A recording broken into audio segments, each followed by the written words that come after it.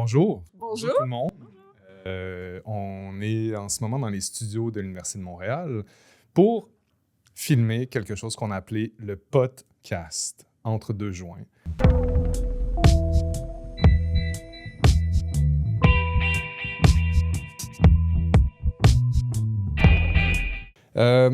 C'est quoi ça? C'est quoi le podcast? C'est quoi entre deux joints? Non, ce n'est pas un moment pour consommer des substances licites ou illicites. C'est plutôt un véhicule d'information qui sert à mobiliser des connaissances, discuter, échanger, soulever des idées, puis surtout parler à la fois de science, de culture et bien sûr de cannabis. Oui. Alors, je suis ici avec deux charmantes personnes aujourd'hui, hein, Alice et notre amie Mélanie. Et moi, mon nom, c'est François Olivier. Donc, bonjour, bienvenue à tout le monde. Ça nous fait super plaisir d'être avec vous aujourd'hui. Oui, c'est très cool. Ouais. Qu'est-ce qu'on fait avec le podcast, puis pourquoi on veut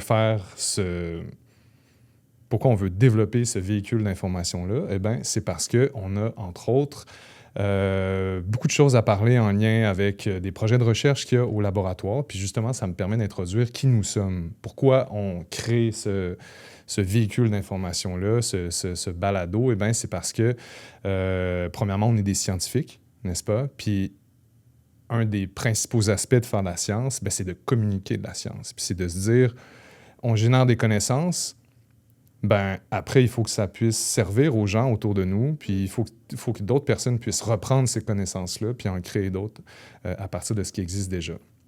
Ce qui est un processus très similaire à la sélection naturelle puis à l'évolution des espèces, soit dit en passant. Moi, je suis qui? Je suis François-Olivier Hébert. Je suis un biologiste scientifique de formation. Je suis spécialisé dans les mécanismes moléculaires, la biologie des systèmes, la biologie intégrative. Je suis en charge du laboratoire vivant sur le cannabis, qui est une division du plus grand groupe de recherche, qui est le laboratoire de recherche Didier Jutra-Assouad, à l'Axe Neurosciences, au centre de recherche du CHUM à Montréal, qui est le centre hospitalier de l'Université de Montréal. Vraiment des longues paroles pour simplement dire qu'on est des scientifiques qui faisons de la recherche. Et j'aimerais ça laisser les deux personnes qui sont avec moi présenter un peu qui ils sont, puis finalement pourquoi ils sont là. Ouais, je vais commencer. Je m'appelle Mélanie, donc pour l'instant je suis stagiaire dans le labo, plutôt sur le programme cannabis, mais dès septembre, on croise les doigts, je serai en doctorat sur le projet Trichome plus particulièrement, qui est un projet sur lequel je travaille déjà, donc avec déjà l'équipe en place. Et puis les participants, c'est quand même un grand groupe, non pas que de scientifiques, mais aussi de participants. Mais je pense que c'est un sujet qu'on va un peu étayer plus tard. Moi? Alice, qu'est-ce que Mais tu fais Alice, ici? je suis qui? Eh bien, moi, je suis co-coordinatrice du projet Trichome au sein du laboratoire et je suis aussi gestionnaire de données sur tous les projets qui entourent le cannabis au sein du labo. Voilà. Que Rôle de très travail. important. Deux personnes clés ici dans le projet, mais là, on a mentionné plusieurs fois Trichome. Peut-être que la plupart des gens qui regardent savent déjà un peu ce que c'est Trichome. Nous, évidemment, on sait c'est quoi. Mais c'est quoi, au final, Trichome? C'est un projet de recherche. Mais c'est pas un projet de recherche... Vous allez dire, oui, mais toi, t'es biaisé. C'est pas un projet de recherche qui est, à mon humble avis, qui est comme les autres projets. Pourquoi? Parce qu'il y a eu un effort qui a été mis, une pensée qui a été mise derrière la conception du projet quand ça a été créé avec l'équipe de recherche au centre de recherche. Puis c'était vouloir non pas créer un outil pour paternaliser les personnes qui utilisent du cannabis, les surveiller, puis leur dire ce qu'ils font de bien, puis ce qu'ils font de pas bien, et surtout ce qu'ils font de pas bien, parce que c'est généralement ça qu'on aime transmettre comme information aux gens qui consomment des substances.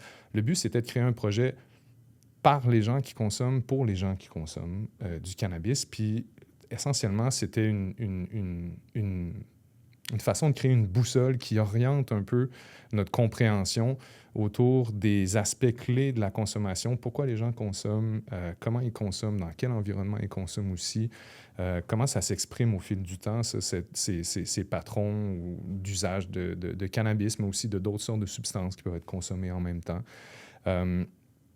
Donc, le but, c'était vraiment d'observer les gens sans jugement, sans a priori, dans un sens ou dans l'autre. C'était essentiellement pour comprendre qui fait quoi, comment, puis donner une voix aux gens qui n'ont pas souvent l'occasion de s'exprimer sur réellement quelles sont leurs habitudes, puis qu'est-ce que ça fait chez eux d'adopter ces habitudes de consommation-là. Parfois, ça fait des choses qui sont positives, parfois, ça fait des choses qui sont négatives, mais le but, c'est vraiment de comprendre cette dynamique-là, puis comprendre comment elle évolue dans le temps, pour ensuite donner de l'information aux gens qui puissent s'informer de façon pragmatique, de façon éclairée, pour ensuite faire des choix qui leur conviennent mieux, puis évidemment, éventuellement, réduire les risques qui sont associés à certains des comportements qui pourraient être problématiques, puis qui pourraient leur causer du tort.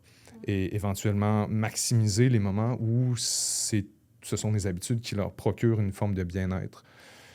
Donc, essentiellement, le projet Tricombe, c'est ça. C'est un projet qui vise à suivre la consommation des gens de 18 à 24 ans pour qu'ils nous parlent, pour qu'on puisse ensuite leur parler en retour. Donc, c'est vraiment un dialogue.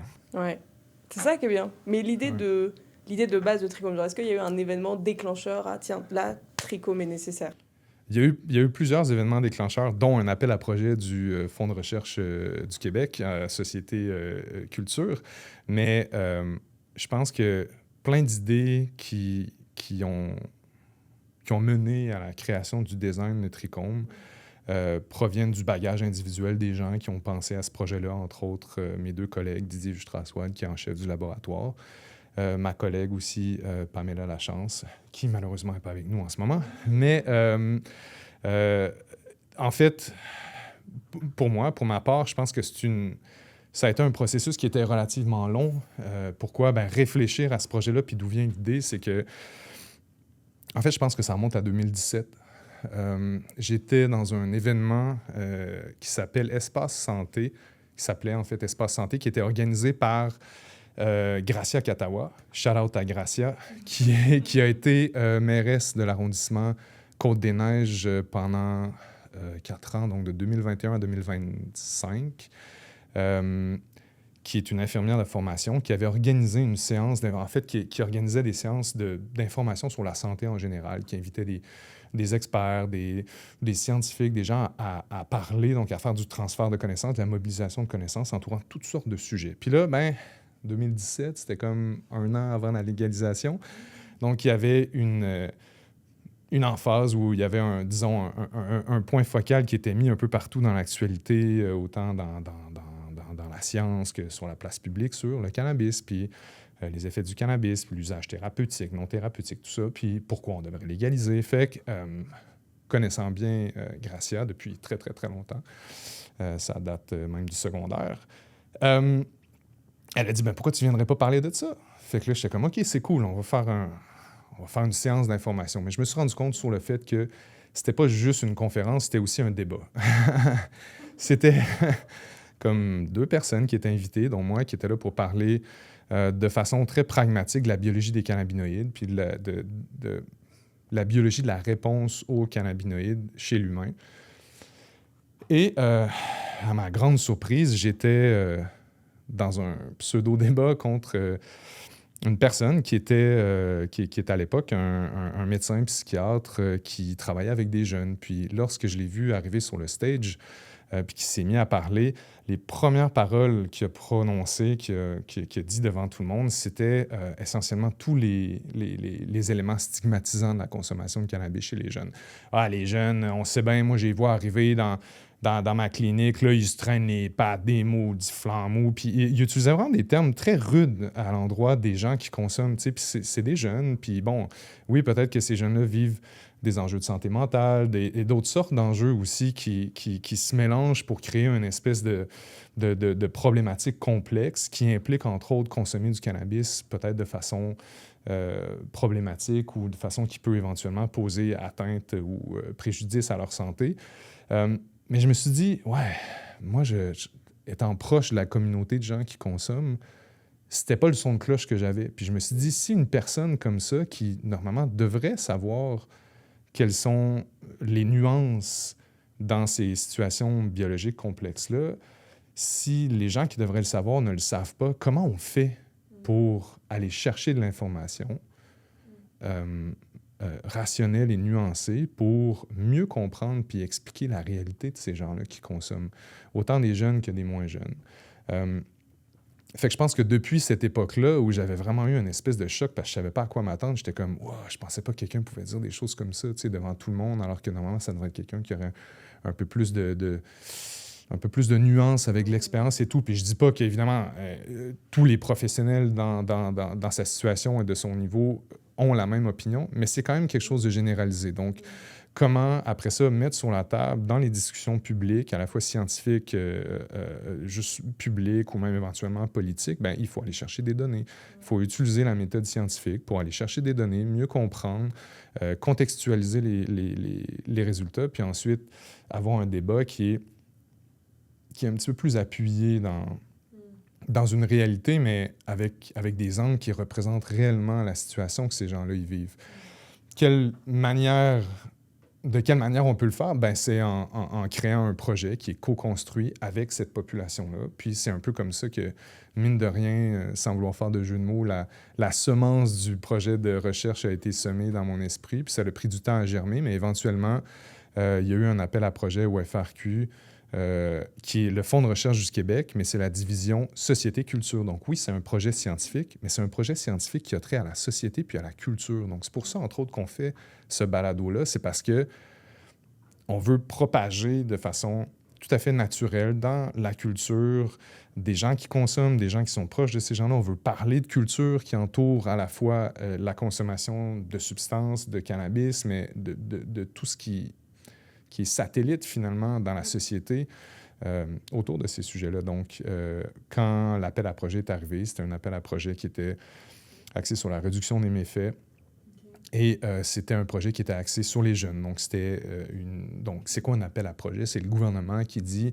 le gouvernement, c'est les fonds de recherche du Québec qui est chargé d'utiliser de l'argent public pour financer des projets de recherche, qui s'est dit, il y a un besoin en réduction des méfaits, entourant l'usage de cannabis. Puis, quand on a vu ça, on s'est dit, ouais, c'est cool, OK, on va appliquer. Puis, il y avait une section qui était cohorte observationnelle.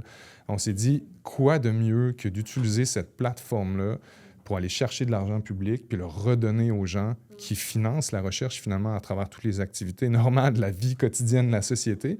Puis, on va faire un projet avec eux, finalement, puis pour eux, puis on va leur redonner ça. Donc, c'est comme ça que ça s'est développé sur de longues années. Mais c'est pas mal vieux, 2017, quand même, ça remonte un petit peu. Ouais. Mais comment s'est passé en 2017 de cette constatation de « Ah, peut-être que la parole, elle n'est pas au bon endroit, elle n'est pas attribuée à la bonne personne » à « Tiens, on va construire un projet basé sur ce dont a besoin le FRQS ». Mais comment on passe comme ça d'une idée, une constatation, à un projet de recherche, genre? Est-ce que tu peux nous décrire un peu comment ça se passe? Ouais, ça peut se passer de toutes sortes de façons. En fait, moi, à l'époque, j'étais même pas employé au laboratoire. Je faisais d'autres choses. J'avais une autre vie. En fait, je finissais tout juste mon doctorat, mon PhD. J'étais aussi impliqué dans le monde du cannabis thérapeutique en tant que, à la fois personne avec expérience, mais aussi scientifique pour de la mobilisation de connaissances. Donc, c'est vraiment à force d'être exposé à ce milieu-là, de réfléchir, de faire beaucoup de lectures d'articles scientifiques, de lire des livres, de regarder des conférences, d'assister à des conférences. Donc, tu sais, souvent... des projets de recherche, c'est pas comme je m'assois puis là, tu me dis, pense à un projet de recherche. Puis là, je m'assois puis je fais comme, ouais, le projet de recherche, ça va être... Ça prend de la réflexion, ça prend de l'introspection, ça prend de la substance, pour pas faire de jeu de mots, mais pas de la substance psychoactive, mais de la substance de réflexion, finalement. Puis pour se remplir, la seule façon de le faire, c'est de lire puis de réfléchir. Donc, puis d'observer, beaucoup d'observations. Donc, comment on fait pour passer d'une idée à concrétiser un projet? Bien, ça prend de la préparation, de l'introspection, de la réflexion, de la lecture. Puis après, bien, ça prend une équipe solide. Ça prend des gens qui ont envie d'aller dans la même direction pour communiquer, développer des idées, se structurer. Donc, ouais, c'est un processus qui peut être long, qui peut être fastidieux, mais qui est excessivement, euh, je trouve, bénéfique ouais, pour l'esprit, puis ouais, je pense que... Puis pour la société, au final, en général aussi. Même si on pense que ça n'a pas d'impact, ce qu'on fait des fois, ou que tu es tout seul à penser tes petits trucs dans ton coin, mais non. Donc, ouais, c'est ça. Ça se fait finalement, comment on fait? Ben, ça prend plein de gens. Ouais, Ça prend plein de gens, puis la réflexion, puis les discussions, puis c'est comme ça qu'on arrive à quelque chose de sensé. Ouais. Puis en discutant, je trouve aussi que les projets, ils naissent où un tel a une vision de la chose, puis on mélange en fait au fur et à mesure. Partage d'idées. Puis ouais, c'est ça qui est intéressant aussi en recherche, c'est qu'il y a quand même un côté très humain. Oui, on rédige des papiers, etc. Mais en fait, tout vient de... mais tiens, j'ai pensé à ça alors que j'étais pas au labo. Enfin, il y a des choses aussi de la vie, comme tu dis, qui, je trouve, font penser à d'autres choses et à des projets où t'es confronté à quelque chose et tu te dis, ça faut rechercher, ça faut faire quelque chose. Je trouve que c'est une partie très intéressante, mais oubliée, je trouve, de la recherche. Et après, c'est intéressant de redonner aux humains, parce qu'en fait, c'est eux qui t'ont donné l'idée, donc tu redonnes automatiquement. Ouais, c'est clair. D'ailleurs, une très grosse partie du projet de recherche a été pensée ou élaborée à trois avec Pamela, puis Didier et moi, quand on était à Nancy, en France, dans un congrès avec le RESPAD en France, le réseau de prévention des addictions. Puis ça n'avait aucun rapport avec le cannabis ou ce qu'on faisait, mais on venait d'avoir l'appel à projet. On était dans un petit jardin extérieur, on avait chacun une bière, puis on était comme, bon, OK, il faut penser au projet de recherche. Bon, mais il y a plein d'idées comme ça dans l'histoire de la science où c'était des gens qui étaient comme, ouais, je sais pas, on était dans un sous-sol, on prenait une bière, puis là, quelqu'un m'a challengé à quelque chose, puis bam, l'idée est née, tu sais. Donc, ouais, il faut toujours rester aiguisé mentalement, peu importe. En toutes circonstances. C'est un peu ça. Il faut être prêt à accueillir les nouvelles idées à tout moment. Mais du coup, pour Trichome, j'imagine que vous avez dû définir des objectifs à un moment pour dire au FRQS, bon, bah, on a pour objectif de répondre à ça, ça, ça. Est-ce que c'est passé par des objectifs précis? C'est lesquels? Mais ou est-ce que c'est des objectifs qui sont beaucoup plus vagues? Parce que je sais que c'est une question qu'on a quand même pas mal eue. En fait, c'est quoi le but à savoir l'habitude de consommation des jeunes? Ouais, ben non, tout à fait. En fait, ben, l'objectif principal, c'est de savoir les patrons de consommation. Non, en fait, ben, c'est ça. L'objectif vraiment principal de l'étude, c'est à travers, en fait, si on devrait remonter un peu avant ça.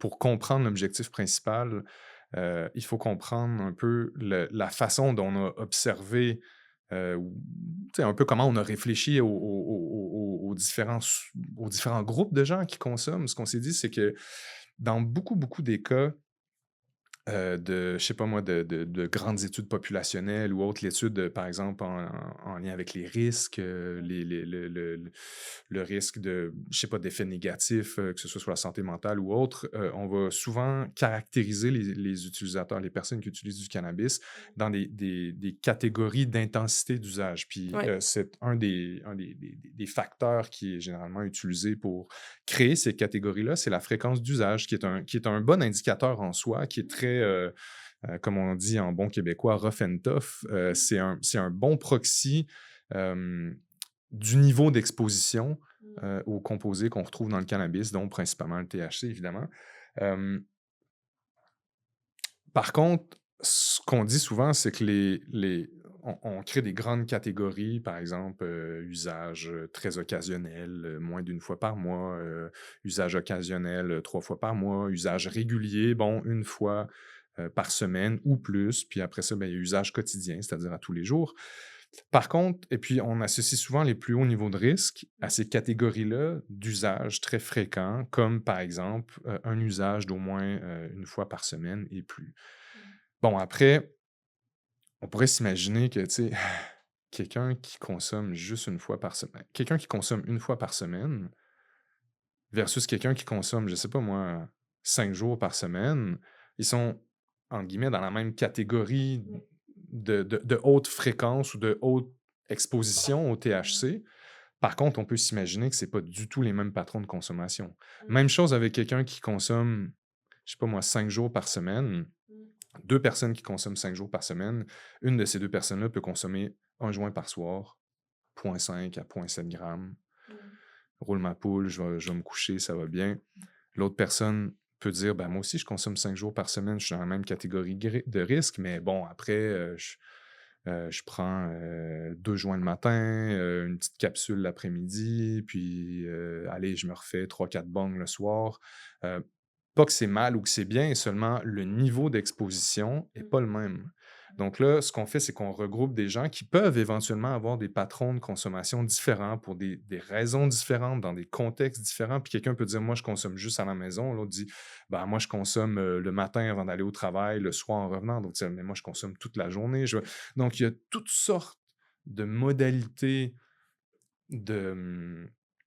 d'habitudes de consommation à l'intérieur d'un groupe qui est généralement considéré comme homogène. Mais nous, on s'est dit, ouais, mais non, il y a toutes sortes de gens là-dedans. Là. Puis donc, l'objectif principal qui sous-tend un peu le développement du projet, c'était de dire, ben attends, nous, on va essayer de voir si, à travers le groupe d'usagers qui est à haut niveau d'exposition au THC, au cannabis, on va dire en général, combien de groupes différents, distincts, on peut retrouver à l'intérieur de cette population-là. Donc, l'objectif principal, c'est quoi? C'est de déterminer les différents groupes, les différents types de patrons de consommation à l'intérieur d'une population plus large qui consomme régulièrement, c'est-à-dire au moins une fois par semaine.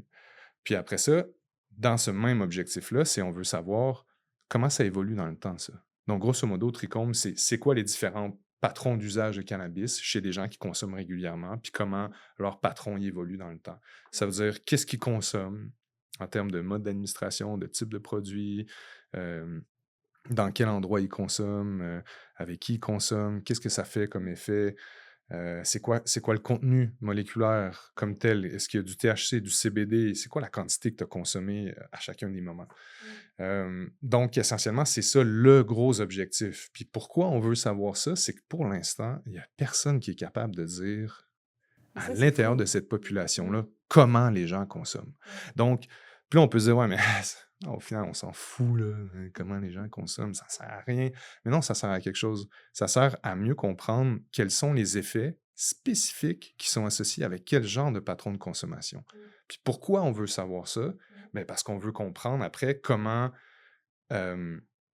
mieux outiller les gens à savoir ce que ça va faire sur leur corps, leur esprit, leur santé, leurs relations interpersonnelles éventuellement, de- en lien avec leurs habitudes de consommation, comme on le fait avec la nourriture, comme on le fait avec le sommeil. Mais là, pour l'instant, c'est très difficile, autrement qu'en utilisant la fréquence d'utilisation, de dire à une personne, ben voici des lignes directrices qui te permettent un peu de mieux comprendre comment quelles habitudes vont donner éventuellement quel genre de résultats ou à quel genre de risque ça peut être associé. Plus que si tu fais ça, tu vas avoir telle affaire. C'est plus une question de risque, de prévalence, de probabilité et tout.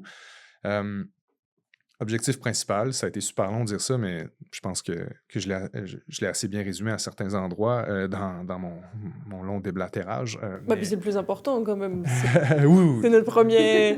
bah, c'est notre premier objectif. Il faut déjà qu'on sache ça pour faire le reste. Oui, puis ça peut paraître tellement anodin, mais tu sais, comme Oui, mais on ne sait c'est pas ce que pas. les gens y prennent, C'est on ne ça. sait pas dans quel contexte ils prennent quoi. Est-ce que Mm. Puis après, je pense que l'autre étape qui est importante aussi, qui fait partie des objectifs secondaires, c'est de comprendre quelles caractéristiques sociodémographiques, comportementales, traits de personnalité, quels sont les déterminants de ces groupes distincts d'usagers à l'intérieur de la population qui consomme régulièrement. Donc, est-ce qu'il y a certains éléments, je ne sais pas moi, reliés à n'importe quelle variable sociodémographique qui est davantage associée à l'un ou l'autre des groupes?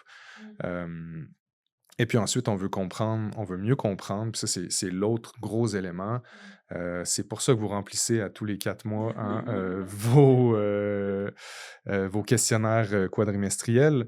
On veut comprendre ces patrons de consommation-là qui varient au fil du temps, à quel genre d'indices reliés à la santé ils sont associés. Donc, comment les indices de santé vont varier en fonction de la variation des patrons de consommation. Puis là, c'est là qu'on peut faire un lien qui n'est pas causal, qui est de nature corrélationnelle, qui est juste une association, mais qui est quand même très informative, à savoir les gens qui consomment d'une certaine façon, est-ce qu'ils ont, de façon générale, des indices de santé qui se regroupent et qui évoluent de la même façon et qui est distinct des autres groupes. Donc, c'est un peu ça. Puis, finalement, en dernier lieu, de façon très exploratoire, on va essayer de comprendre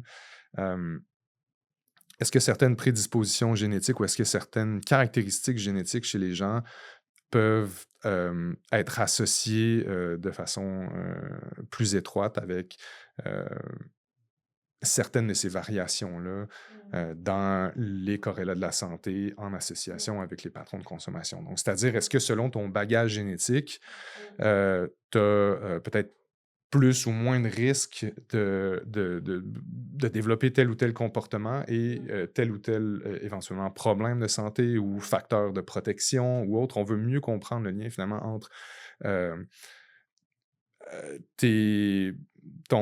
finalement, ton background génétique, puis ton plan de base de construction d'être humain. Est-ce que ce plan-là de construction d'être humain est mieux ou moins bon pour certains aspects reliés à ta santé et à ta consommation? Donc, un petit peu plus exploratoire, mais c'est pour ça qu'on prend l'ADN des gens. C'est pas pour les surveiller ou pour créer des clones d'eux. Avec juste un test salivaire. Hein? Oui, c'est ça, exact. Ben, théoriquement, tu sais, dans un futur dystopien un peu post-apocalyptique, tu pourrais prendre simplement genre un morceau de cheveux, puis là, ben, faire grâce à la biologie de synthèse, puis à l'ingénierie génétique, tu pourrais créer un autre être humain. C'est un peu ce que des gens essaient de faire. Là, on digresse. Là. Mais on ne fera pas ça. Non, c'est ça, non. Non, mais pour l'instant, ça se fait, mais avec des organismes unicellulaires. C'est une cellule, puis déjà, c'est compliqué. Donc, avant qu'on se rende à un humain, on est loin. Là. Ouais, on est loin. Espérons qu'on est loin. Et par rapport à tous ces objectifs-là, j'imagine qu'on a peut-être des auditeurs qui se demandent qu'est-ce qu'on attend des participants, parce qu'il y a plein d'objectifs, ils remplissent des questionnaires, etc. Mais concrètement, qu'est-ce qu'on peut attendre à ce moment-là de participants de l'étude? Ouais, qu'est-ce qu'on peut s'attendre des participants? Déjà, je dirais peut-être une bonne dose de participation, tu sais, de collaboration, d'honnêteté, de candeur, de juste dire « Ouais, c'est cool, moi, je participe à un projet, puis je vais aider la science, je vais aider des gens qui sont là pour m'apprendre des choses, pour collaborer avec moi, pour, ouais, je pense qu'on s'attend des gens qui soient très honnêtes et participatifs au final, parce qu'on veut faire ça pour eux, avec eux. Donc, Ouais. ouais. Mais toi, tu t'attends à quoi des participants? Parce que là, elle l'a pas dit, là, moi je suis une stagiaire, bla, mais non, elle est candidate au PhD très prochainement. Et puis c'est toi qui vas mener le projet en tant qu'étudiante, en tant que doctorante. Oui. Donc c'est clair que tu dois toi aussi avoir tes a priori. Puis qu'est-ce que tu t'attendrais à quoi, toi? J'avoue, quand je suis arrivée dans le projet, je m'attendais pas à grand-chose. Pas dans le sens où j'étais là, les participants, là, ils vont jamais remplir, ils vont jamais répondre au téléphone, rien du tout. Mais je partais justement sans a priori. Je me disais, je veux pas poser des idées sur des gens que je connais pas. Et puis les participants, on les connaît pas non plus, mais bon, on a des fois une idée un peu de à qui on a affaire. Ouais. Et c'est une partie très intéressante que je trouve de Trichome, c'est aussi que c'est humain. Et je trouve que c'est aussi une des bases de Trichome, c'est que c'est foncièrement humain. On aurait pu leur dire, dès là, remplis ton questionnaire, puis si tu le remplis pas, c'est pas bien. Pas du tout, on appelle les gens au téléphone et tout, et c'est quand même très cool. Moi, ce que j'attends des participants, et je sais pas vraiment si c'est une attente ou plus quelque chose que j'ai déjà expérimenté et que j'adore, c'est quand on a des retours d'expérience. Quand je fais des suivis et qu'on a l'occasion de discuter pour améliorer l'application, dont on va parler un peu plus tard, mais qu'on a l'occasion comme ça de co-construire la science, la recherche et nos méthodes, mais je trouve ça tellement intéressant parce qu'en fait, ils vont nous dire moi, je fais ça comme ça, et puis moi, en fait, je consomme pas de cette façon, et puis là, c'est pas très adapté. Et je me dis, en fait, on s'adapte tellement à ça, et on a tellement cette envie de mieux faire. En fait, c'est c'est tellement intéressant d'avoir l'occasion de discuter avec ces participants. Il y a plein de gens qui peuvent pas le faire. Les gens qui travaillent à cloner des organismes unicellulaires, là, bon, bah, clone, oui, bah, super, merci. Et puis, c'est pareil, les gens qui travaillent avec des rats, des souris, bon, bah, c'est pareil. Nous, on a quand même l'occasion de dire comment ça va. Ben, ça va, ok. Bon, bah, là, ça va pas. Bon, c'est hyper cool. C'est quand même génial d'avoir cette occasion-là de co-construire des projets comme ça. Et puis, en plus, c'est dynamique. Donc, on va continuer à faire évoluer le projet avec les retours d'expérience. Et ça, c'est vraiment très, très cool. Mais ça, c'est un truc que je pense que je voulais te poser, mais j'avais pas eu l'occasion encore, peut-être, ou j'avais pas vraiment réfléchi à cette question-là. Mais tu sais, comme de ton point de vue, tu sais, nous, on connaissait le projet à l'interne. Ouais. On l'a développé, on avait une vision de ce qu'on voulait faire avec ça. Mais toi, quand je t'ai parlé pour la première fois, ben, tu étais en Europe. Puis Ouais. t'avais aucune idée de qui on était. Puis t'étais comme, ouais, j'aimerais faire un PhD. Puis j'étais comme, ouais, t'as l'air cool, OK, je t'engage. Ou, tu sais, donc, t'avais une idée de ce qu'était le projet, mais tu savais que c'était un projet qui se voulait à la base dématérialisé, c'est-à-dire Ouais. qu'on avait une app mobile Ouais. où finalement, on ne voit pas les participants. Jamais la seule occasion où là, les personnes qui participent à l'étude, les proches de ces gens-là, leur entourage social, ben là, ils peuvent nous voir. Mais autrement que si on n'avait pas décidé de faire ce balado-là, ben, ils ne nous verraient pas. Fait que- Puis la première chose que tu dis, c'est un projet qui est humain. Alors qu'on pourrait penser complètement l'inverse. Oui, C'était c'est quoi ça. tes appréhensions, toi? Mais Est-ce que tu avais pensé à ça? pas du tout. Mais alors, vraiment pas. C'est bon, je me Pas lance du dans le tout. vide, ouais! Bah, il y a une petite notion quand même de toujours se lancer dans l'inconnu. Et enfin, c'est aussi le principe de la recherche. Tu sais, tu vas pas rechercher des trucs que tu sais déjà. Donc, il y a toujours une dose d'inconnu quand tu fais de la recherche. Là, j'avoue, peut-être c'était un petit peu extrême parce que mais j'avais lu tu sais, les protocoles, un peu ce qui était sorti sur le papier, enfin sur le projet. Mais j'avais pas idée de comment ça se passait au quotidien, de faire un suivi de participants et tout.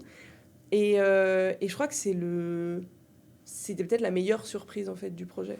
Parce que moi, ça me dérange pas d'être constamment sur l'ordi. Là. Je passe mes journées sur l'ordinateur. Bon, tu sais, quand tu fais de la recherche sur l'humain, tu sais qu'il y a un moment où juste tu vas être la tête dans l'ordi, dans l'écran. Ah, mais ça, c'est les Gen Z, là. C'est ça. Là. Sapristi de Gen Z.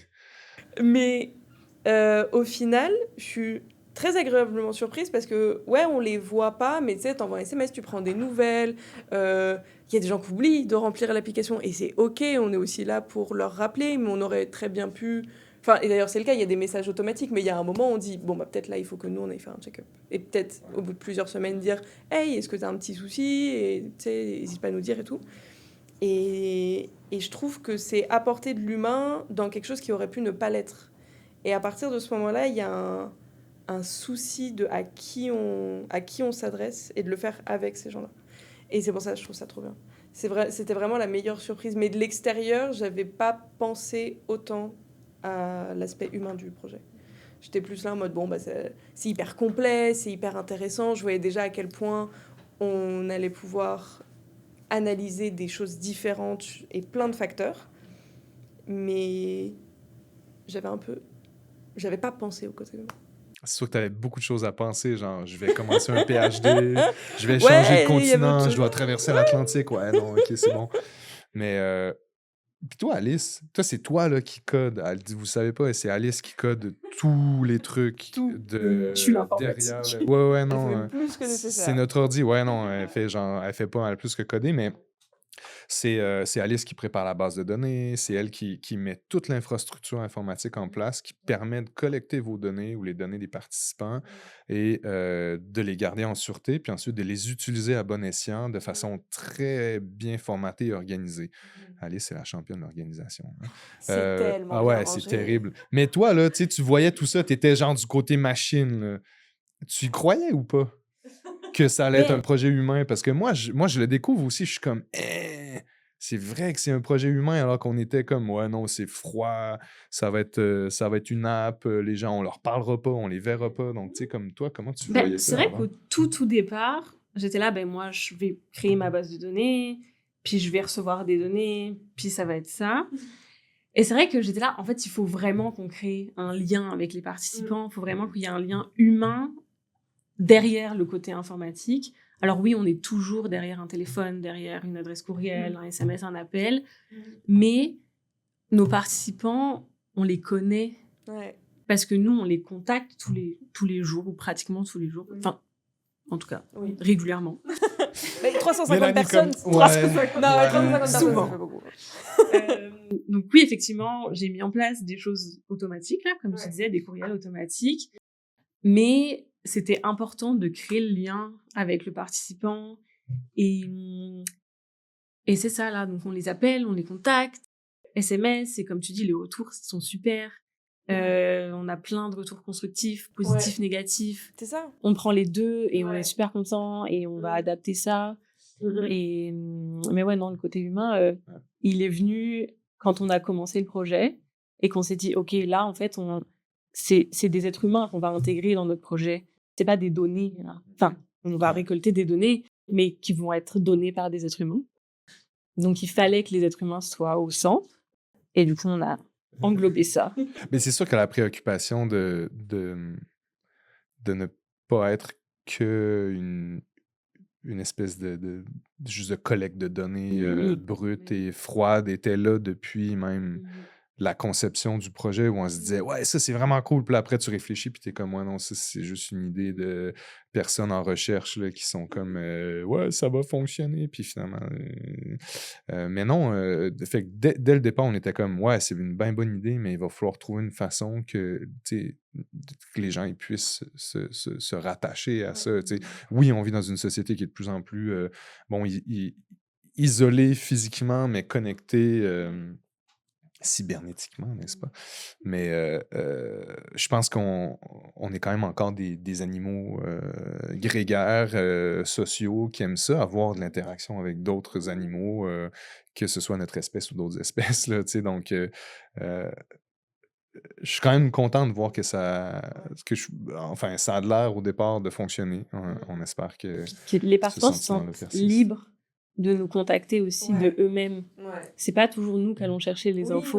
non. Ils nous envoient des SMS, ils nous appellent pour nous Ouais. dire hey, ça, j'ai eu cette idée, ou tiens, ça marche un peu bizarre, ou Mhm. ouais, là, qu'est-ce que je fais là? On me pose cette question, mais tu sais, je comprends pas trop ce que je dois répondre. Ouais. On reçoit des screens, des vidéos. Ouais, ils nous envoient des captures Des d'écran. appels à pas d'heure. Mais en fait, c'est Oui, ça mais qui c'est est correct. trop bien aussi, c'est que c'est tellement humain, ça sort tellement de juste. Alors aujourd'hui, je vais faire mon analyse statistique sur R. Alors, j'ai ces données-là, et puis on va faire ça. Non, là, enfin ouais, c'est tellement bien ce contact alors que on se verra jamais. Et Peu de chance. Ouais, non. c'est ton jamais.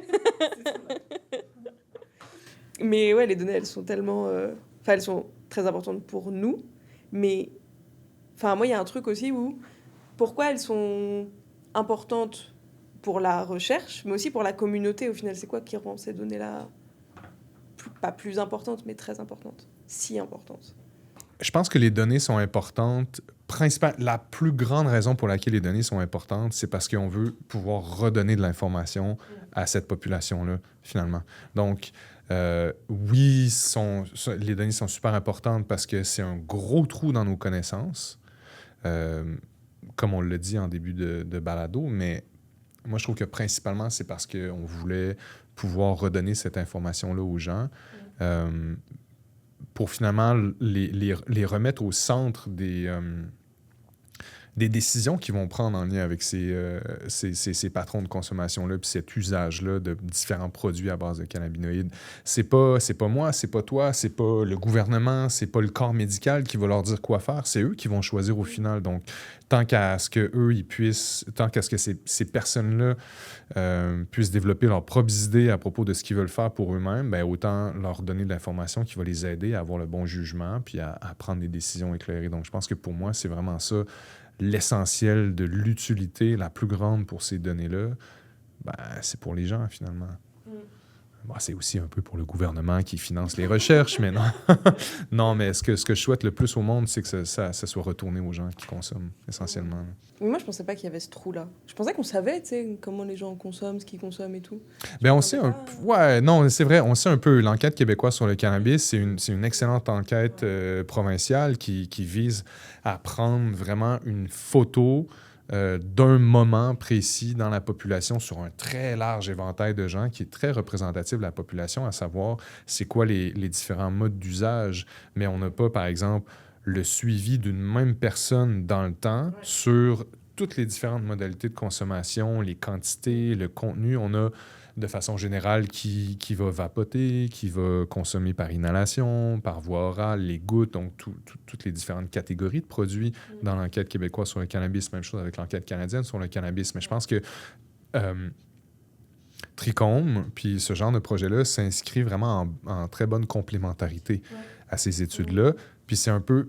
Puis à force de voir, de lire ces grandes enquêtes nationales et provinciales, ben c'est là qu'on se rend compte que ça serait cool si on pouvait ajouter juste un peu d'informations granulaires sur des éléments qui sont manquants pour avoir un portrait vraiment plus détaillé des différents usages, puis de leur lien avec la santé des gens, puis de ce qui se passe dans la vie de ces gens-là.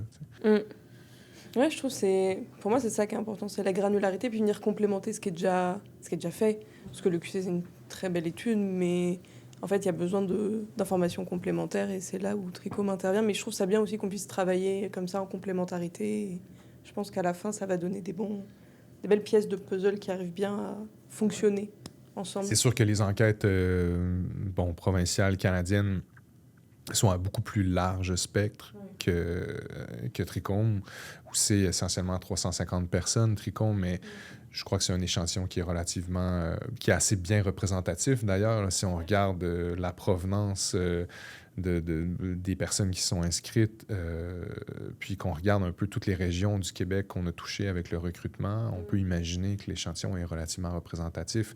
Par contre, ça reste quand même quelques centaines de gens sur une population qui compte beaucoup, beaucoup, beaucoup d'individus, des millions. Donc, je veux dire, mais il faut commencer à quelque part. Exactement. Et est-ce qu'on sait déjà à peu près comment les données elles vont être utilisées? Parce que c'est un projet qui est quand même très ambitieux, Trichome, en vrai. J'ai l'impression qu'on a quand même volonté à répondre à beaucoup de questions, à beaucoup d'enjeux. Mais est-ce qu'on sait déjà comment on va traiter tout ça? Comment on va traiter... Tu veux dire... Je suis pas sûr de saisir ta question. C'est comment on va utiliser ces données à bon escient, en quelque sorte. À quoi ils vont servir, finalement? Ben, c'est sûr que d'abord, ils vont servir à informer toute une panoplie de gens et de groupes d'intérêt, autant les décideurs publics, la santé publique, la communauté scientifique, pour la simple, pure création de connaissances, mais elles vont être utilisées beaucoup, beaucoup pour faire de la mobilisation de connaissances, de redonner les résultats qu'on va avoir trouvés, puis la façon dont on va avoir contextualisé ces résultats-là. Il faut pouvoir en parler au plus de personnes possible, que ce soit au niveau provincial, que ce soit au niveau fédéral, limite à l'international, où on peut dire « Hey, regardez ce qui se passe chez nous, qu'est-ce que vous en pensez? » Puis ça peut inspirer d'autres projets aussi. Donc, je pense que le but, c'est d'essayer de disséminer le plus possible ce qu'on va avoir trouvé, enfin, ce que tu vas avoir trouvé. Non. Pression!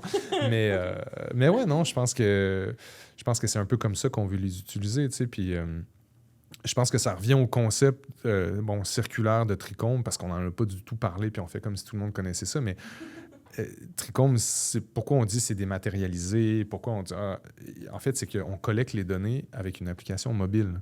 Et puis c'était un peu ça, l'idée derrière, c'était qu'on disait c'est compliqué de rejoindre 350 personnes à la grandeur du Québec en leur disant venez au centre de recherche du CHUM à Montréal, puis on va prendre des mesures sur vous. C'était pas possible. On aurait eu que des gens qui étaient dans la métropole, mais on sait très bien que les gens dans la métropole sont pas forcément... vivent pas dans le même contexte, sont pas nécessairement les mêmes habitudes, sont pas influencés de la même façon dans différents contextes que des gens qui peuvent habiter ailleurs dans la province. Puis le but, c'était vraiment de comprendre tout le monde et pas juste les gens à Montréal.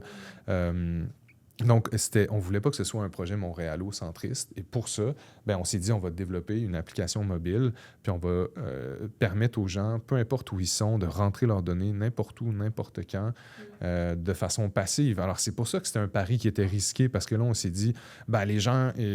puis à la toute fin du balado, les gens comprennent enfin pourquoi on dit ouais, personne nous voit et tout.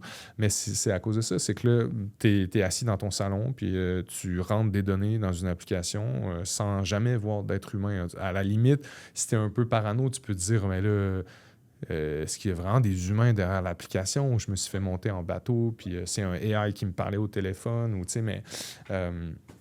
donc, c'est pour ça, en fait, que c'était un pari risqué, puis que c'était pas gagné d'avance. Puis c'est pour ça aussi qu'on a pris beaucoup de temps avec Alice, avec Didier, Pamela, toute l'équipe, finalement, qu'on s'est creusé les méninges à essayer de développer une appli qui allait fonctionner dans ce contexte-là. Donc, c'est pour ça aussi qu'on aime bien récolter l'avis des gens pour comprendre comment les personnes qui utilisent l'application dans le cadre de la cohorte Tricom trouvent leur expérience, comment on fait pour l'améliorer éventuellement. Puis, voilà. Mais pour moi, l'appli, c'était vraiment une belle idée. Enfin, je trouve vraiment, peut-être un peu biaisé, mais je trouve l'outil est formidable. Parce que c'est ça, c'est que ça nous permet d'avoir des gens partout dans le Québec. Et on en a vraiment partout dans le Québec, je trouve. En termes de représentativité, on est quand même pas mal et c'est très, très cool. Et puis, ça nous permet d'avoir une grande cohorte. Et puis, les gens sont très autonomes, quoi. Donc, c'est quand même très cool. On a beaucoup de gens de partout. C'est très varié. C'est quand même, je trouve, une belle cohorte, au final, qu'on a réussi à recruter sur les derniers mois.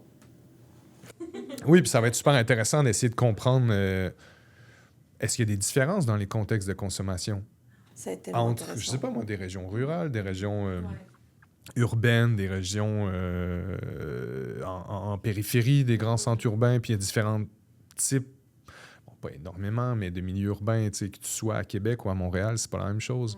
Québec, Sherbrooke, Montréal, Trois-Rivières, Rimouski, Saguenay, tu sais, c'est des villes qui sont dans la même province, mais dans des contextes différents. Ils n'ont pas accès à la ressource de la même façon. Ils n'ont pas nécessairement accès à tous les mêmes... les mêmes contextes de consommation, finalement. Fait que moi, c'est quelque chose que j'ai vraiment hâte de voir. Ouais, pareil. J'ai vraiment, vraiment hâte de voir. Pour moi, ça vient tellement de nuancer tout ce qu'on va comprendre de cette cohorte-là que... Donc, c'est important que les gens rentrent leurs données. Oups. Non, mais c'est vrai quand même, parce qu'au final, on fait ça avec eux pour eux. Donc, si on veut vraiment comprendre la population, les déterminants, les conséquences, il faut entrer les données. C'est pour ça qu'on les achète à tous les jours. Hey, allez, comment ça marche? Pas tous les jours. Pas chacun tous les jours. Oui, bien sûr. Différent. Sinon, différent tous les jours. Tu dormirais jamais. Vraiment pas. Vraiment jamais, même pas 30 minutes. Et du coup, on parle beaucoup de l'application, etc. Mais enfin, il y a quand même quelque chose qu'on n'a pas trop expliqué, c'est comment elle fonctionne vraiment, l'application. Ça, c'est plutôt du côté d'Alice, j'avoue. C'est moi. Ok, donc... Comment fonctionne l'application? Chaque participant a son propre compte, se connecte avec son adresse courriel à l'application. Et une fois qu'il est dans l'application, c'est là qu'il va rentrer l'ensemble de ses données pendant les 2 ans de participation. Parce que Tricom, ça dure 2 ans. On suit les participants pendant 2 ans. Donc, il y a les questionnaires aux 4 mois que les participants complètent. Donc, dès qu'ils téléchargent l'application la première fois, ils complètent un premier formulaire. Qui est divisé en 17 niveaux. Ça met 40-45 minutes à être complété à peu près. Puis après, ce plus ou moins même questionnaire à remplir tous les 4 mois. Et ensuite, il y a les données quotidiennes, qui sont donc c'est un petit questionnaire qui prend vraiment 2-3 minutes à être complété sur leur consommation de cannabis et autres substances. Mais on est vraiment centré sur le cannabis. Donc, qu'est-ce qui se consomme, quand... Il y a plein de questions avec qui, où, etc. Et comment ils se sentent aussi au moment de leur consommation. Et pour aider ces formulaires du coup, à rentrer quotidiennement, on a créé des petits formulaires d'inventaire. Donc, chaque participant va créer ses propres inventaires pour rentrer le produit de cannabis qu'il consomme vraiment souvent. Il le met dans son inventaire, puis comme ça, il n'a plus qu'à le sélectionner dans ses entrées quotidiennes, où il va entrer la consommation en CBD, en THC, etc. C'est tellement bien pensé. On l'a bien réfléchi. Mais donc, c'est ça. Donc, on a ces 3 types-là. Dans l'application, on a aussi des articles qui se libèrent. Il y a un article par mois. Des articles qui entourent différents sujets sur le cannabis. Et on a aussi la section statistiques. La favorite. La favorite. Et oui, on l'aime. Parce que c'était aussi important pour nous que l'application, elle soit utile pour les participants. On récolte les données, oui, pour nous, pour le projet, pour la recherche, etc. Mais on voulait que les participants ils aient un intérêt et que ça leur soit utile. Donc, il y a une section statistique. Dedans, il y a plein de graphes différents qui reprend ça regroupe en fait les informations qui sont rentrées depuis le début, qui sont dans l'étude. Qu'est-ce qu'ils consomment le plus, quand ils consomment le plus.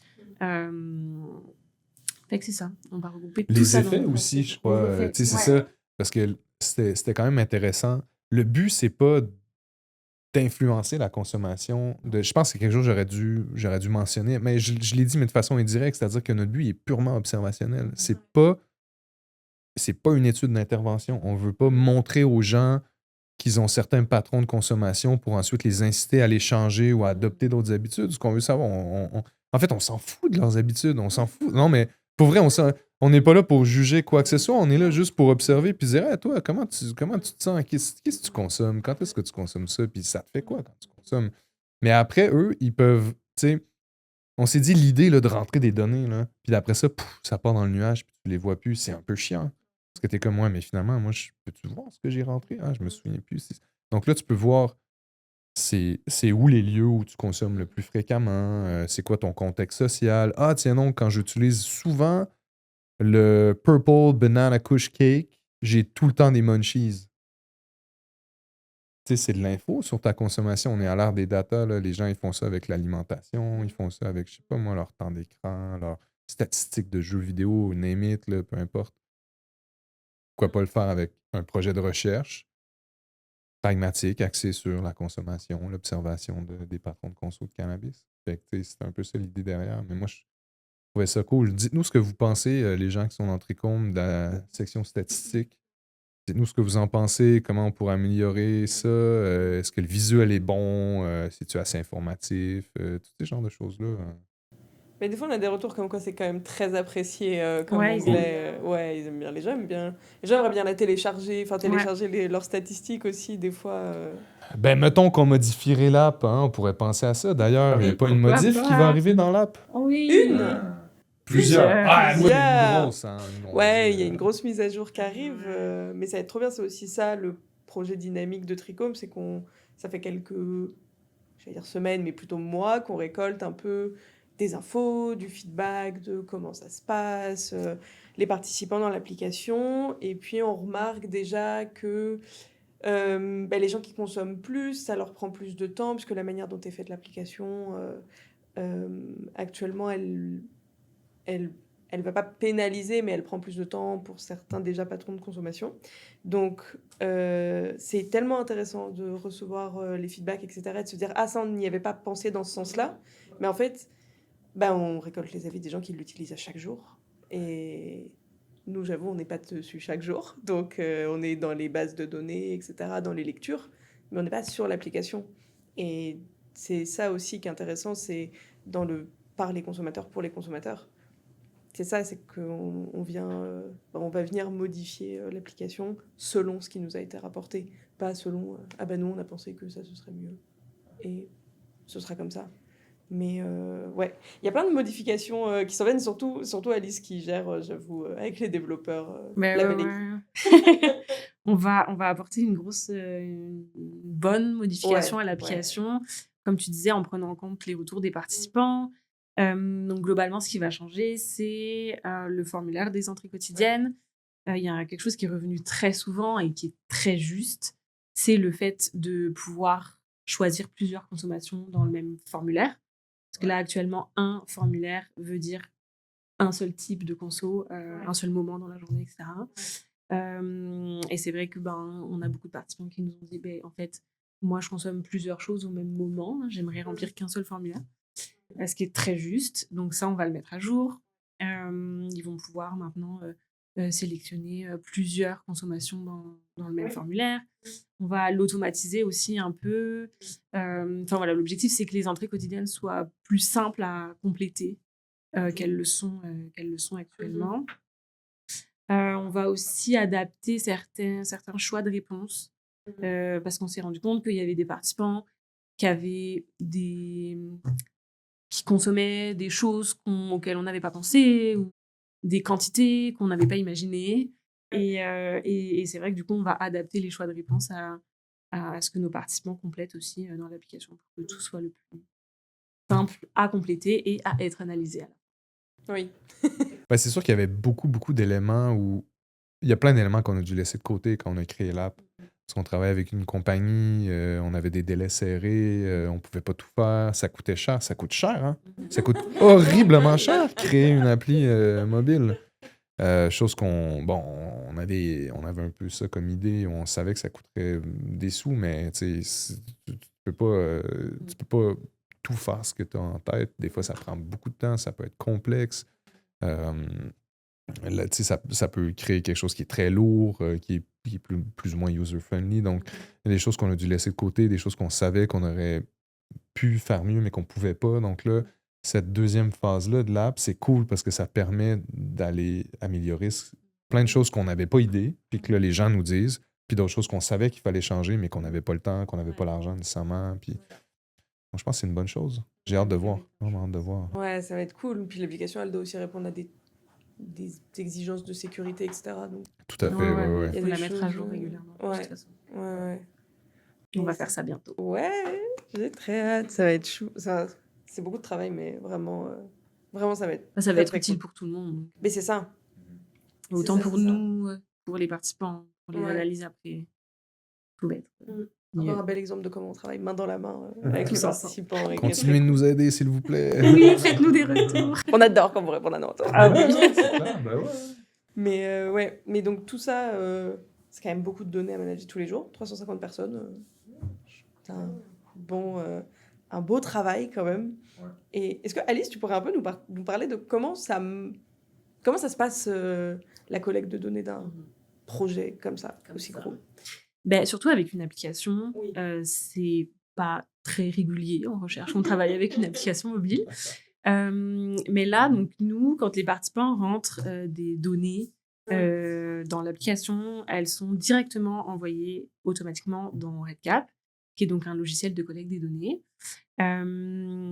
C'est automatique et du coup, dans RedCap, c'est rangé. En fait, chaque participant a son dossier et dans chaque dossier, il y a toutes les données des participants qui sont stockées là, rangées, organisées par mois, par questionnaire, par inventaire.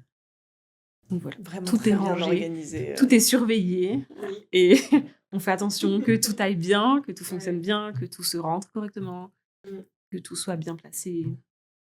Puis pourquoi RedCap? C'est quoi RedCap? Mais le nom est quand même particulier. RedCap. Research Electronic Data Capture. Ah ouais? Ah mais je savais pas qu'il y avait un... Oui. Moi je me suis dit c'est des devs... je sais pas, il y en a un qui devait avoir une casquette. Quoi, non, casquette rouge, c'est peut-être pas un acronyme. Ouais, c'est clair. Non, mais peut-être qu'effectivement, oui, c'est un acronyme, mais il y a peut-être un jeu de mots avec des gens qui ont développé l'app, la plateforme, qui se sont dit, ouais, on va l'appeler comme ça, puis ça va être. Mais c'est sûr. Mais c'est sûr, surtout que. Il y a mieux de faire un acronyme avec. L'icône, c'est une casquette rouge, là. Mais pourquoi on a choisi RedCap? C'est quoi ça? On a choisi RedCap parce que c'est ce qui est utilisé au centre de recherche du CHUM, principalement pour la collecte des données, que ça permet une collecte des données qui est très sécurisée. Toutes les données sont stockées sur les serveurs du CHUM. On travaille très étroitement avec les informaticiens du CHUM pour garder ça tout en sécurité. C'est un standard dans le domaine, finalement. C'est un standard dans le domaine. Dans le domaine de la recherche et surtout la recherche dans le domaine clinique. Heureusement qu'on a cet outil. C'est un bon outil, sérieux. Ouais, il se fait assez bien. Puis du coup, c'est super qu'on ait pu l'utiliser en lien avec l'application. Parce qu'en règle générale, on collecte les données directement sur RedCap. C'est un logiciel qui permet de faire des visuels aussi de formulaires assez sympas. Donc on peut collecter la plupart du temps, on collecte les données, enfin en tout cas nous dans notre labo, directement dans RedCap. Mais là, du coup, d'avoir pu faire le lien entre l'application et Redcap directement, que les données soient directement envoyées, stockées, nulle part ailleurs que dans Redcap. C'est vraiment cool. Ouais, Ça puis tu sais, je aide pense que beaucoup. pour les gens qui sont pas en recherche, c'est quand même intéressant de comprendre que, tu sais, non, on récolte pas des chiffres sur une feuille Excel qu'on met sur un ordinateur. Non. Tu sais, euh, il y a tout un système derrière pour que les données soient sécurisées, qu'elles soient bien rangées, qu'elles soient organisées, qu'il n'y ait pas de perte ou de perte d'informations ou d'informations qui coulent ailleurs.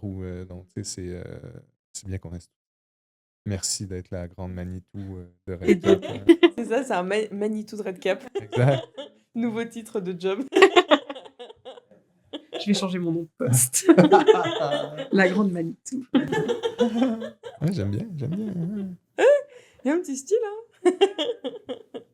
Puis, enfin, il y a quelque chose aussi qui peut-être n'est pas évident. Je sais pas si aux voix on nous reconnaît ou pas, mais il y a le contact participant quand même, parce que les participants, on les recrute, etc. Et dans l'équipe, on est plusieurs à travailler sur le recrutement et le suivi. On n'est pas tous là. Ça ferait un peu de monde. Il y a 4 places. Ça se fait pas trop, mais majoritairement, je dirais que les suivis, c'est Alice et moi-même. Souvent, on m'a au téléphone ou par SMS. Tu téléphones beaucoup, toi. Mais c'est vrai que je téléphone beaucoup, alors que je suis pas quelqu'un de très fan du téléphone, mais tu sais, je pense que Tricom, ça désensibilise. C'est tellement années 90, le téléphone. Non, mais c'est sympa. Je pense que j'ai jamais envoyé autant de SMS de toute ma vie. Ah oui. Mais c'est génial. C'est vraiment cool. Toute cette petite méthode. Puis ça va, on s'organise bien en vrai. À 350, des fois, je me disais quand on va arriver à 3. Parce que quand je suis arrivée, on n'était pas à 350. Je me suis dit quand on va arriver à 350, Ouais. ça va être. Mais un bordel monstre. Et en fait, tellement pas. C'est pas Parce aussi. que Grande Manitou, de Redcap, quand Bien même. sûr, une chance. Quoi. Manitou est là, la maître Manitou de Redcap. Merci, Grand Manitou. Mais sans la bonne organisation, je pense que ce serait un peu compliqué. 350 personnes, ça fait quand Ouais, même c'est énorme. beaucoup c'est à beaucoup. suivre tous les jours. On a reçu aussi quelques questions Yeah. pour l'étude. Ça, c'est très cool. On a envoyé un petit questionnaire, donc pour chaque sujet dans le podcast, vous allez pouvoir nous poser des questions grâce au questionnaire que vous pouvez retrouver en vrai sur nos plateformes. Il y a Instagram, Spotify, YouTube, Deezer. On va mettre ça aussi dans les descriptions des podcasts, comme ça, c'est plus facile à retrouver, etc. Et puis comme ça, vous allez aussi avoir une idée des prochains thèmes qu'on mettra que dans le questionnaire. On va pas les teaser maintenant, même si on les connaît, puis on a très hâte de tourner. Et donc, ouais, les questions pour nous, c'est important aussi d'y répondre, parce que le podcast, c'est aussi pour démystifier le cannabis. Et c'est quand même une mission un peu importante, et je pense que ça fait aussi partie de la mission du labo et de Tricom, où je pense que sans ça, il n'y aurait peut-être pas eu d'origine de tous ces projets-là aussi, d'avoir une volonté de démystifier tout cet aspect-là, etc. Tout à fait. Même si ici c'est légal, je me rends compte qu'en fait il y a quand même encore des petites choses, des petites zones d'ombre pour les consommateurs et même pour les gens de manière générale, même qui ne consomment pas. Le cannabis a toujours été une plante mystique. Oui. Puis elle garde une partie de son mysticisme à travers une incompréhension, je dirais. Donc, c'est important d'en reparler. Donc, première question, c'est pas vraiment une question. En fait, c'est une participante qui nous a fait part de son inquiétude quant à notre jugement sur sa consommation. Ah, ben là, On a rapidement évoqué ça tout à l'heure, comme quoi ça n'arrive on s'en pas. fout. Non, mais pour vrai. Mais en fait, On est intéressé, mais on n'a absolument aucun jugement Oui, de voilà, valeur c'est ça. morale ou quoi que ce soit. On est juste comme, dis-nous comment tu te sens, puis Oui, qu'est-ce que c'est tu ça. fais, c'est tout. Mais c'est ça, on est intéressé par un parcours, mais qu'on va pas juger. Il n'y a Ben pas non. de... Ouais, non. C'est pas notre place. Non, On fait pas dans le jugement moral, Ouais. on fait dans la science, la collecte de données, C'est puis ça. après l'analyse en contexte réel. Ouais. Puis qu'est-ce que ça veut dire tout ça? Ouais. Puis la vie, ça n'a pas de place là-dedans, tout ce qui est jugement, etc. Non, Enfin, puis c'est ça un peu comme on disait d'entrée de jeu, c'est pas un projet, c'est pas une initiative paternaliste, moralisatrice, c'est vraiment juste une espèce de fenêtre d'opportunité pour observer ce qui se passe, puis mieux comprendre. Donc, Mais c'est ça qui est important. C'est ça qui est le plus important, je pense. on a une deuxième non-question, décidément. Yeah! Je pense qu'il y a des gens qui ont vraiment très très bien saisi le concept du podcast. C'est que, donc, on a eu un retour comme quoi on aimerait qu'on fasse comprendre aux gens que fumer, ça rend pas imbécile et ça rend pas incapable. Mais je pense que c'est aussi ça, le but du podcast, en réalité. Ça fait partie de nos objectifs, je pense, sur lesquels on est un peu tacitement d'accord, sans trop le... Ouais. Ben, finalement, mentionner. cette personne-là avait peut-être eu une expérience similaire à la mienne à Espace Santé. Oui. Finalement, c'est drôle parce que j'ai commencé à parler en réponse à ta question avec un exemple qui est très similaire à celui-là, où quelqu'un qui se présentait puis qui disait les jeunes qui fument du pot sont toutes blablabla, blablabla. Tu prends du pot, tu vas finir veg assis à manger des Cheetos sur ton sofa à regarder des trucs abrutissants. Comme c'est un stéréotype qui est déjà à la base très, très stigmatisant puis méprisant envers les gens qui consomment. Il y a autant de sortes de gens qui consomment du cannabis qu'il y a de sortes de gens dans la société, finalement. Puis tu peux voir uniquement des gens qui consomment dans un contexte qui est problématique, avec tout un bagage biopsychosocial qui vient avec ça, mais tu peux voir aussi des gens qui sont dans une communauté de stoners qui est très tissée serrée, qui se soutient, qui crée des initiatives communautaires, qui développent des projets entrepreneuriaux, des gens qui font des projets artistiques, politiques. Il y a des projets scientifiques aussi. Il y a des stoners dans toutes les strates de la société. Donc, de mettre l'accent ou de uniquement mettre la loupe sur des contextes de consommation problématiques qui, oui, existent, qui, oui, sont réels, mais qui ne représentent pas forcément la majorité. En fait, la majorité des gens qui consomment de façon non problématique. Ça ne veut pas dire qu'il ne faut pas s'intéresser à ces gens-là. Ça ne veut pas dire qu'il ne faut pas s'intéresser aux gens qui consomment de façon problématique. Ça veut dire qu'il faut avoir un regard neutre, objectif, pragmatique, puis comprendre les données, savoir comment intervenir dans chacun des cas. Puis c'est ça qu'on veut faire avec Tricombe, c'est ça qu'on veut faire avec les projets de recherche au labo. Puis c'est un peu le genre de mentalité avec laquelle on veut approcher le transfert, la mobilisation des connaissances via le podcast entre deux joints. Ah non, mais c'est juste trop nice. Shout-out à Chantal Arroyo, avec qui j'avais démarré un projet qui se voulait être un podcast. On a repris le nom, puis je trouvais que c'était important de souligner cette idée initiale-là qui est très, très vieille. Parce que je suis une vieille personne, hein, alors... Mais le nom est super. Oui, non, podcast, c'est excellent. Ouais. En deux joints, c'est également une chanson du terroir québécois. Et je dis pas quoi. J'espère que les gens vont le trouver puis vont s'exprimer. On attend les retours.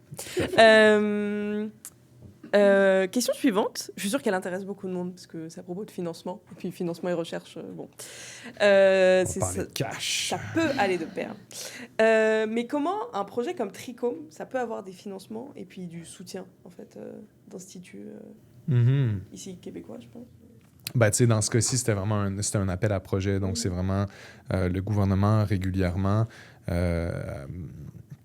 va faire des appels à projets, va dire, nous, à travers les fonds de recherche du Québec, qui est de l'argent qui est injecté par le gouvernement dans des organismes qui vont subventionner la recherche académique, donc dans les universités, disent, là, le gouvernement a identifié une priorité de recherche sur telle thématique pour lesquelles il manque de l'information qui nous aiderait à mieux comprendre telle ou telle problématique. Dans ce cas-ci, c'était peu de temps après la légalisation. Avec tous les débats qu'il y a eu dans la société, le gouvernement s'est rendu compte, puis plein de gens autour du gouvernement ont dit, là, il nous manque de l'information pour avoir un jugement éclairé sur qu'est-ce qu'on devrait faire, quelle information on devrait donner aux gens, comment mieux réglementer, comment encadrer, donner de l'information aux personnes qui consomment, aux proches, et ainsi de suite. Donc, à travers plein de questionnements comme ça, ils se sont dit, on va juste mettre en place un programme de financement qui va financer différents projets. Puis là, comment ça fonctionne, c'est qu'ils font un appel à projet. Ils disent, voici les grandes règles que le financement doit respecter. Ça doit être sur telle ou telle sorte de population. Par exemple, là, c'est les jeunes de 18 à 24 ans. On veut comprendre différentes problématiques en lien avec la consommation. Est-ce qu'il y a des effets, je sais pas moi, sur... puis là, ça peut être différentes populations cibles, que ce soit les jeunes. Est-ce que l'exposition à des forts produits en THC peut avoir des conséquences sur la santé mentale? Est-ce que les personnes les femmes enceintes, par exemple, qui sont exposées au THC, est-ce que c'est quoi les effets négatifs? Donc, toutes ces questions-là qui ont trait à la santé publique peuvent éventuellement être financées à travers des appels à projets comme celui de Tricom. Dans le cas de Tricom, mais comme je l'ai dit, c'était Fonds de recherche en santé, Fonds de recherche du Québec, Société Culture. C'était une action du gouvernement pour mieux comprendre, finalement, toutes sortes de problématiques en lien avec des problématiques, des questions auxquelles on peut répondre avec des projets de recherche. Puis nous, on s'est dit, on fit à peu près dans les catégories, il faut une cohorte observationnelle, il y avait de la place pour ça, en fonction du budget qui était offert, des règles de financement. On s'est dit, là, quand tu regardes à peu près toutes les règles, tu dis, moi, je vais proposer un projet. Puis là, t'écris un très long document qui doit être supporté par toutes sortes d'évidences scientifiques, la littérature scientifique. Tu démontres finalement que ton projet il est pertinent, qu'il a sa place. Il faut que tu démontres pourquoi on devrait se pencher sur ces questions scientifiques-là. Ça va être quoi les retombées? Donc, plein d'éléments qu'on a nommés au cours là, de la séance là, d'aujourd'hui. Puis finalement, il y a des gens qui vont, des arbitres carrément, qui vont regarder ton texte puis qui vont dire, ouais, ça, c'est pertinent à financer. On vous accorde l'argent, tu sais, puis ou sinon ils vont dire, il y avait quelques faiblesses par-ci, par-là, retournez faire votre travail de votre côté, puis développer un meilleur projet. Non, mais des fois, oui, c'est juste que, puis il y a beaucoup de gens, il y a plein de bons laboratoires partout à la grandeur du Québec, puis souvent les compétitions sont assez féroces parce que tout le monde a des bonnes idées, puis tout le monde propose des bons projets, puis c'est pas tout le monde qui peut être financé, malheureusement. Donc, nous, on a été parmi les gens qui ont été financés pour Tricom. Donc, c'est comme ça qu'on est... Il y a des gens qui ont cru au projet, finalement. Non, mais c'est ça pareil. Oui, comme quoi. Je reviens juste sur un point. C'est le 18-24 ans, c'est un truc qui interroge beaucoup aussi. On a souvent la question, mais pourquoi c'est entre 18 et 24 ans? Ouais, parce que c'est souvent jugé comme un des groupes qui est le plus à risque d'avoir des effets délétères, parce que c'est souvent eux qui sont plus exposés. Dans toutes les grandes enquêtes, on voit que la prévalence de consommation est quand même assez élevée chez ces groupes d'âge-là. Puis c'est aussi des gens qui sont... des fois, on le rappelle souvent, mais c'est la fin de la trajectoire développementale vers l'âge adulte. Il y a encore tout ça de processus qui ont lieu dans le cerveau. Donc, c'est ça. Puis c'est eux qui consomment le plus ou qui sont les plus exposés là, dans les enquêtes épidémiologiques. Donc, il y a un certain intérêt. Puis c'est un groupe pour lequel on a peu d'informations aussi en même temps. Des fois, c'est dur de vraiment bien, justement, comprendre concrètement c'est quoi les habitudes de ces jeunes-là, sont où, ils font quoi, qu'est-ce qu'ils consomment, où ils vont chercher leurs produits, tu sais. Parce que là, les 18 à 20, ils peuvent pas acheter ces produits-là, mais c'est un peu comme l'alcool, là. Il y a des jeunes qui sont en bas de 18 ans qui vont consommer des produits alcoolisés, même si c'est illégal, mais c'est dur de les étudier, d'étudier leur patron de consommation. Fait que, donc, ça crée des trous dans notre compréhension. Donc, il y a un intérêt à aller combler ces manques-là de connaissances. Donc, mais c'était pas... L'appel à projet, c'était pas que sur les 18 à 24 ans. Un autre groupe d'âge qui est intéressant, c'est les personnes de 55 ans et plus. On a peu d'informations sur les patrons de consommation de cannabis, sur les effets chez cette tranche d'âge-là qui tend à avoir une prévalence peut-être un petit peu plus élevé de plus en plus. Avant, c'était moins accessible. Quelqu'un de 60 ans qui a envie de fumer du pot ne va pas nécessairement essayer de se trouver un contact illicite pour... mais maintenant, tout le monde peut en acheter. Donc, le fait qu'il y ait une accessibilité comme ça, puis j'ai mentionné les femmes enceintes... donc, c'est ça. Mais nous, on a choisi les 18 à 24 ans parce que... si tu regardes dans la littérature, c'est un des groupes pour lesquels il manque plein d'infos. Puis on s'est dit, on va leur faire un appli mobile, peut-être que ça va leur plaire. Donc, ouais. OK, bon, cool. J'espère que ça va répondre à toutes les questions de tous les participants qui me disent « Mais pourquoi c'est entre 18 et 24 ans? » Pourquoi pas? Mais pourquoi pas? C'est pas très scientifique comme. Souvent, je me chauffe pas à leur dire pourquoi pas finalement. Bon, quoique des fois. Non, mais ça aurait pu être tout le monde. En fait, dans l'idéal, moi, j'aimerais que ce soit tout le monde, pas juste les 18 à 24 ans. Je suis pas que intéressé par les 18 à 24 ans. En fait, je suis autant intéressé par les 18 à 20... Ah, ça va aller. Ah non, en plus, je suis une vieille personne. On coupe au montage, non? Non, surtout pas. Non, mais je suis pas intéressé sur le plan scientifique par les jeunes, mais par toute la population, en fait. Parce que... puis à la limite, même... là, c'est parce que je suis un biologiste, mais je suis pas que intéressé par la consommation de cannabis puis de substances chez les humains, mais chez les autres espèces aussi. Puis il y a plein d'affaires cool à comprendre en regardant ce qui se passe ailleurs dans le monde animal puis dans le monde végétal. Mais mais il faut à un moment donné on peut pas tout faire en même temps. Mais ça peut être des prochains sujets de podcast. Oui, tout à fait. Puis là, mettons, c'était plus facile d'être financé si on mettait 18 à 24 ans. Non, mais c'est un groupe d'intérêt super intéressant. Ouais. Et la dernière question, très sérieuse, attention. Ah non! Quand tu ris comme ça, j'aime pas ça, là. Ça veut dire qu'on va être embarrassé. Mais non. Ok, d'accord. On a des participants qui se demandent si les membres de l'équipe Trichome fument du cannabis. Le quoi? Le canna quoi? Non, je sais pas c'est quoi. Le quoi? Le cannabis? Des scientifiques? Des scientifiques? Non, mais des scientifiques, ça prend jamais de substance. La substance des scientifiques, c'est l'intérêt intellectuel. Se nourrit d'articles. Moi, j'ai déjà dit tout à l'heure que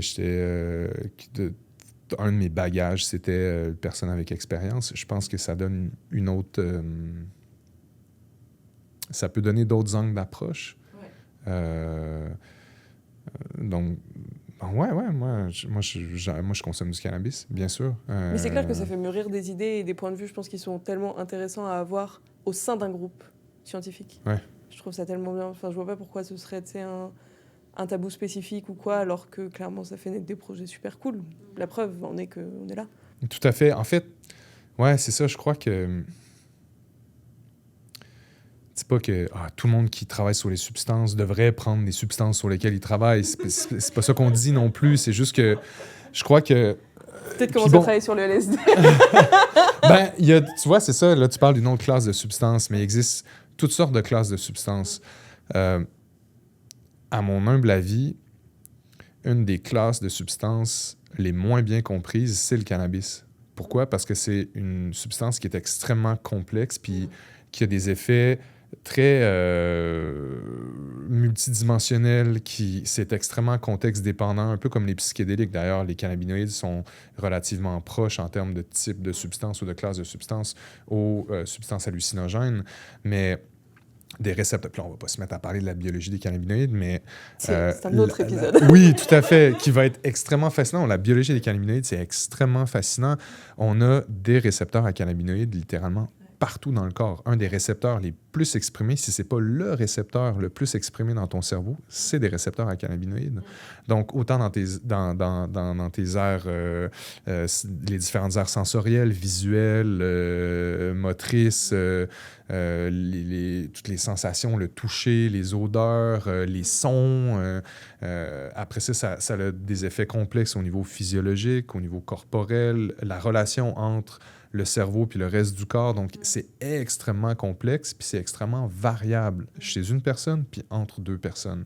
Alors, je pense que le fait d'avoir l'expérience physique et psychologique de consommer différents types de produits à base de cannabinoïdes te permet de réfléchir différemment aux perspectives que ça peut amener autant sur le plan social que sur le plan biologique. Versus si tu l'as jamais vraiment expérimenté, pas que c'est mauvais, mais ça donne une autre perspective. Donc, je pense que ça prend un mélange de tout ça. Puis c'est avec ce mélange-là que ça devient beaucoup plus riche. Ouais, donc c'est ça, tu sais. Non, j'allais faire une analogie de merde. Mais tu sais, c'est comme... Je suis pas une femme, mais je suis sûr que je pourrais jamais comprendre c'est quoi accoucher. Je vais jamais accoucher, tu sais. Mais c'est une expérience biologique qui est folle, qui est complexe. Je pourrais essayer de la décrire puis de l'étudier, puis ça serait légitime, mais je le comprendrai jamais, puis j'aurais peut-être pas les mêmes idées par rapport à ça, tu sais. J'aurais pas la même vision, finalement. c'est vraiment correct parce que moi, je suis profondément convaincu que le monde se porte mieux. Ben, ça a l'air faux cliché, mais se porte mieux avec la diversité. On est dans un monde vraiment, vraiment diversifié. Fait que si tu n'as pas un ensemble de perspectives pour créer quelque chose de complexe, il va te manquer de quoi, tu sais. Fait que moi, c'est vraiment juste mon point de vue. Fait que je pense que les gens qui consomment du cannabis peuvent amener quelque chose dans les projets de recherche, tout comme l'inverse aussi. Oui. Mais vous autres, vous consommez pas de cannabis? Ou... Mais pas, moi je fume pas. Fut un temps, mais plus maintenant. Mais non, maintenant je me fais des thés, des tisanes. Je trouve ça sympa. Ouais. Ça m'aide plus pour tout ce qui est douleur, etc. Je trouve que c'est vraiment plus sympa comme expérience pour t'accompagner ou faire passer la douleur que paracétamol, un truc ou quoi. Ouais. Je suis plutôt... Moi, les plantes, j'aime bien. Absolument. Donc ouais, moi ça c'est plus mon approche du cannabis. Non, mais attends, mais tu fais un genre de thé avec une matière adipeuse quelconque dedans, avec du gras ou juste comme ouais, si tu l'infuses dans l'eau, tu sais, c'est... Oui. Ben, si tu l'infuses que dans l'eau, en effet, c'est t'as pas... c'est hydrophobe. Ouais. Okay. C'est hydrophobe, donc... mais c'est comme ça que j'ai découvert que le lait dans le thé, c'est bon. Ah, parce que, tu sais, moi, je voyais les Anglais un peu de loin en mode, c'est ça, le lait dans le thé. Ben oui, tout à fait, ouais. Et en fait, non, c'est sympa. En fait, bon, les Anglais ont raison des fois. Coucou Lucie, qui est donc une collègue dans le laboratoire. Ouais, et sinon, le miel, ça marche bien aussi. Puis c'est très bon le miel. Donc, mais ça marche bien aussi. Dans le thé et tout. Bon, le miel, ça marche partout de toute façon. Ouais. Tout à fait, ouais.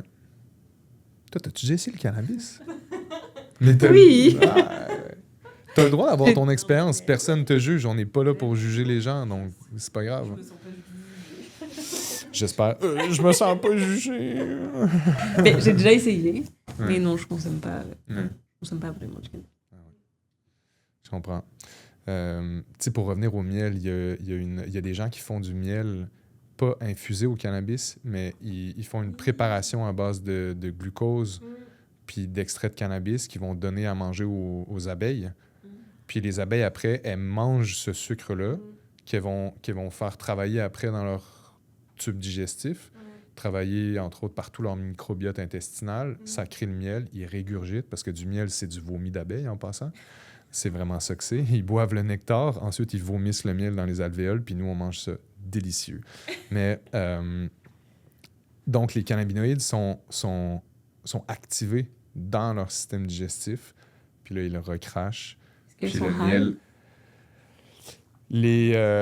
Les abeilles ont un système endocannabinoïde. Tous les animaux sur la Terre ont un système endocannabinoïde. Donc, oui, ils peuvent répondre au cannabis. Est-ce qu'elles sont gelées? Non. On ne remarque pas qu'elles sont gelées. En fait, à date, les quelques données qui sont disponibles semblent indiquer qu'elles ont des meilleurs comportements d'hygiène, qu'elles ont un meilleur système immunitaire et que leur microbiote intestinal est en quelque sorte plus fonctionnel. Donc, ça pourrait éventuellement même aider à régler certains des problèmes qu'on a avec les colonies d'abeilles où ils se font infecter, entre autres, par des pathogènes fongiques. Puis là, les abeilles se mettent à avoir la diarrhée, puis elles meurent. Puis là, tu vois, c'est vraiment dégueulasse. Là. J'ai déjà travaillé dans mon ancienne vie, quand j'étais biologiste avec les abeilles. Puis on en voyait. Puis vraiment plus tard, quand j'ai vu ça, j'étais comme, ben, on devrait essayer. Hein. Peut-être que ça va fortifier leur système immunitaire, puis il va avoir un moins grand impact de le syndrome d'effondrement des colonies d'abeilles, là, qui est comme une hécatombe, là, toutes les abeilles meurent. Fait que, est-ce qu'elles sont high? Je pense pas. Ou peut-être, mais ça leur fait du bien, je sais pas. Mais en tout cas... meilleur microbiote. Meilleur microbiote, meilleur comportement, plus fort, puis elles avaient des ruches plus productives aussi. Produisaient plus de miel. Puis le miel, ben... il y avait du THC puis du CBD dedans. C'est drôle, pareil. Hein? Mais c'est fou, moi, c'est pour ça que je pense que j'ai pas tout de suite compris qu'on n'avait pas les données de qu'est-ce que consomment les jeunes entre 18 et 24 ans, parce qu'on sait que le cannabis améliore le microbiote intestinal des abeilles, mais on ne sait pas ce que consomment les 18 à 24 ans. Exact. Non, mais c'est quand même fou. Je trouve le gap scientifique est dingue. Tout à fait. Donc ouais, non, c'est une super belle observation, d'où l'intérêt d'étudier cette population-là, puis de faire tricôme. Rentrez vos données. C'est pas un Ah, le podcast qui est fait pour message ça. clé. Non, mais pour vrai, tu sais, parce que c'est de l'info qui nous manque. Donc, on veut y avoir accès. Mais écoutez, Mani Tourette Cap. ça, on va le garder. Franchement, faut qu'on le mette sur la porte. Ouais, tout à fait. Ah oui, je veux ça sur ma porte. Mais du coup, je crois que c'est une fin de podcast. On a répondu à toutes les questions. On a un peu discuté, on a un peu papoté. Et puis, on a hâte de faire le prochain. Nous, on sait sur quoi c'est. Vous allez voir dans les questionnaires. Et puis, n'hésitez pas avec les petites questions. On a vraiment très hâte d'y répondre, de les lire, etc. Puis nous, ça nous amène à des lectures. Ça nous fait des excuses pour aller lire sur des sujets complètement autres que Tricom. Donc, Non, mais allez-y, posez des questions, n'importe quoi. Mais il n'y a Ouais, aucune n'importe question quoi. idiote. Même si vous êtes... Ouais, mais non, je peux pas poser cette question-là. Ouais, tu peux. Mm. Ouais, vas-y. Et puis probablement qu'il y a un papier même qui vient, tu sais, Ouais. de la Norvège, qui a déjà regardé le truc. Absolument. Genre le microbiote des abeilles. Je vais pas m'en remettre, je crois.